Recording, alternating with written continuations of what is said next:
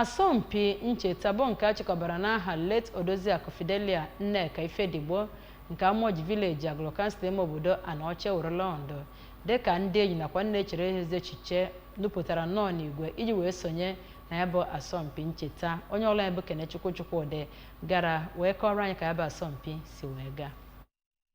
Ụlọ akwụkwọ Agụlụ Grammar Boys Secondary School ebe agbara bọọlụ asọmpi ahụ bụ ebe ndị mmadụ gbakọrọ maka asọmpi ahụ iji wee cheta ezigbo ndụ Odoziakụ Fidelia Ifedigbo biri mgbe ọ nọ ndụ. Ọ nwụrụ ka ọ gbara arọ 68. Ndị sọrọ mpi ahụ gụnyere Big Brothers Football Club nke Lagos, ndị bụ enyi otu nwa nwaanyị aha mụrụ nọ na Lagos. Ha gbara nyegara Rising Star Football Club nke ọ bụ Agụlụ Boys nọ na ya. N'okwu ya na oge asọmpi ahụ, Chief Osita Ifedigbo mere ka amata na ọ bụ ndị enyi ya wetere atụmatụ ịgba bọọlụ asọmpi ahụ iji wee cheta nne ya. Otu nnukwu onye azụmahịa nọ na Lagos bụ Dr. Joakim Afọjama, onye bụkwa otu onye enyi nyegara ezinụlọ ahụ, kọwara Odoziakụ Ifedigbo dịka onye nwere obi inete ndị mmadụ anya, nke ọnwụ ya bụ nnukwu mwute, bụkwara ihe ha ji maka ya wee kpaa aro isi obodo Lagos bata ịkwụnyere ya ugwu ikpeazụ.